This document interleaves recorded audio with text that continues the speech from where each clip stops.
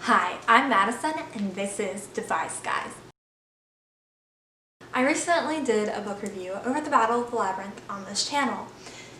And as is tradition on this channel, when I do a book review on a Percy Jackson and the Olympian book, I come here and I rant about what I want to see in that season of the Disney Plus thing. Which, I know I'm ahead by a lot. Because Rick just recently announced that he has finished the outline and is now moving to the actual script of season 1, which means we are years away from actually seeing the TV show, yet alone season 4, which is what I'm going to be talking about today. To start off, I want to talk about the Stoll brothers. I know we meet the Stolls in The Lightning Thief, however, we get a lot of hints about them in this book. And so I know I haven't talked about them yet, and I really just want to talk about their casting. I'm very, very interested to see how Disney casts them.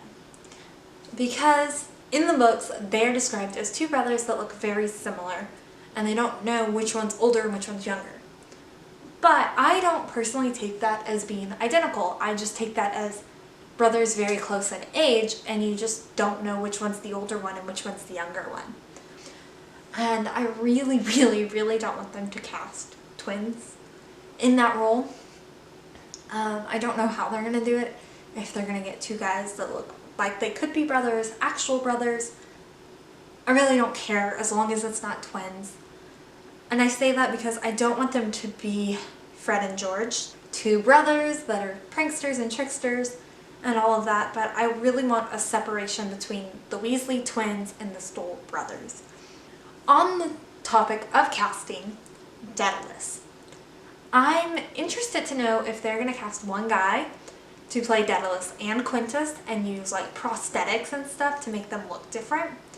But Percy doesn't recognize Quintus as Daedalus at all, and he describes them as being two very separate people.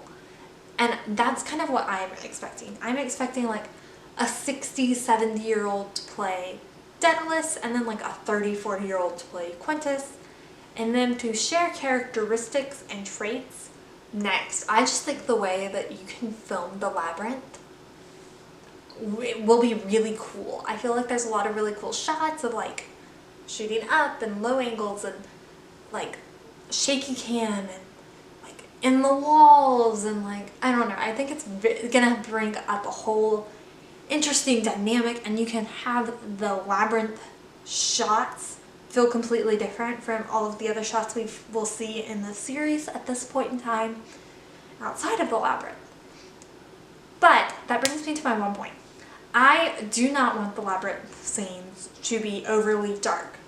Like, I understand that it's underground and there's no sun, and so they're gonna be darker than like the camp scenes, but I still want to be able to enjoy the scenery and the scenes. Like, I don't want it to be so underexposed that you just can't see anything. Next, I really want to talk about shooting schedule. I'm curious to see how they shoot this movie, because I feel like you have Rachel here, and then you have Rachel here, and you have Nico here, and here, and here, and like, are you gonna film like all of Nico's scenes like together, all of Rachel's scenes together, like all of camp at one point? And then, you know, like, I'm very curious to see if they shoot it chronologically or how they choose to shoot this season in particular.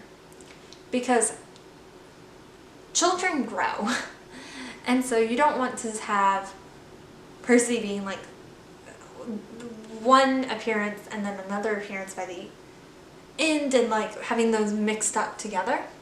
But it does particularly say that Nico did grow. And it's really only a chapter difference because we just kind of skim over the end of camp. And so I'm curious to see how that all plays out. And I'm curious to see how they film that. Just personally speaking here. But the battle of the labyrinth, the final battle, I'm very excited to see it, but I think it's going to be very difficult to shoot. because you want to keep a PG rating with this show. you don't want to push it into PG-13 because it's a mid-grade book. And so I really feel like they're going to have to shoot it kind of like Narnia, where it's basically a bloodless battle. But I think Narnia did a really cool job because I know every time I watch the battle in the first one, if you look at the background, you see something different every time.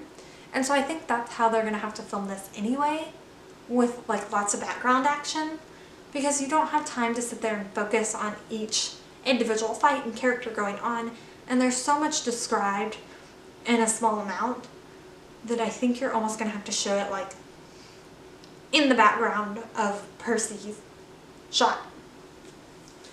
And so, I don't know.